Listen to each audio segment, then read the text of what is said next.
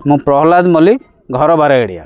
ए शिल्पजनित समस्या आमे समस्ते बारगाड़िया लोक सारंगपुर लोक एवं गोबरघाटी लोक आमे जर्जरित।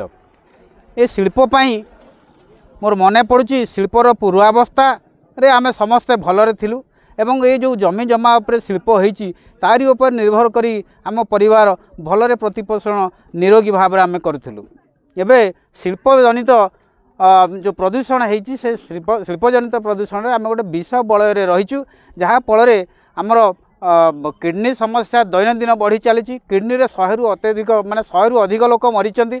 वर्तमान शताधिक लोक बेड रे अछंती। ये हूँ ये शिल्पपाई प्रदूषण जनित समस्या से सबू को दृष्टि रखी आमर ये दाबी रोचे जे आमको ये आपण मैंने शिल्प करूँ कौन से ऑब्जेक्शन आमर ना आमको गोटे विस्थापन पर आप शिल्प एक्सपांशन करूँ आहरी अधिक शिल्प करूँ आमर कौन से आपत्ति अभियोग ना। ये मोर मन पड़ुଛି आज्ञा जो प्रश्न आप कले ये आपंकर कागज कलम गोटे कथा कहे और आपर फिजिकल एक्टिविटी गोटे कथा कहे।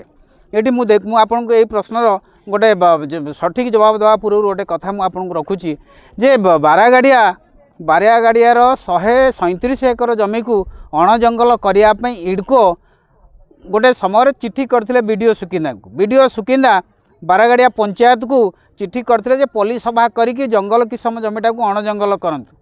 आमको से पल्ली सभा को कौन निमंत्रण करा जाई नहीं बा कौन डाकबाजी यंत्र न जणई पल्ली सभा जंगल किसम को अण जंगल करने सरकार देथिबा चिट्ठी रिजोल्यूशन कले एवं कार्यक्रम करिले स्वच्छ भारत आमको झाड़ू धरई दे ये एमाने विस्थापित न हुंतु ए व्यवस्था करी जंगल किसम आमर कौन से हालत अण जंगल हो पारन एक रिजोल्यूशन करी सुकिंदा वीडियो इडको को पठेइचंदी। सेही भली आपण माने देखंतु आरपीडीएस कथा जो कहउचंदी आरपीडीएस रे आमे बारंबार जिला प्रशासक को कहीचु जे आपण माने जो माने 1992-95 मसीह जो सदस्य मान को रखी आरपीडीएस आगे परिवर्तन करंतु। ता भीतर बहु लोक अच्छा टिपमारा लोक माने जो माने किसी कथा कहि परिबेने जो माने माने सांप्रतिक स्थिति को समीक्षा करि परिबेने सरकार आईन कानून को किसी जानती नहीं ये लोक अच्छा से आग हेडू विदा करी नुआ नुआ लोक जो मान पाखे किसी एमिनेंसी अच्छी एमिनेंट पर्सन को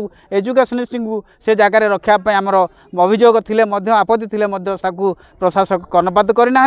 बाकी आरपीडीएस मीटिंग रे जो सीमित लोक अच्छा से भितर कौन कथा होती कौन दाबी को जहाँ मुझे शुणा पाइली स्वर को चपई दौरान से जहाँ मनमानी कर रिजोल्यूशन तैयारी कर ये एजेंडा तैयारी कर एजेंडा से आलोचना कर लोक जहाँ जो मैंने जाऊँ भी किसी एजेंडा दौरान एटा को आलोचना करा जाऊ शिल्पर चाकरी भी दवापाई स्थानीय लोकों को आलोचना करा जाऊ ए सब कथा को से कर्णपात करूना। पेरिफेरियल डेवलपमेंट रे कौन डेवलपमेंट हो नहीं से स्कीम रे से कथा को एजेंडा रे आणुना।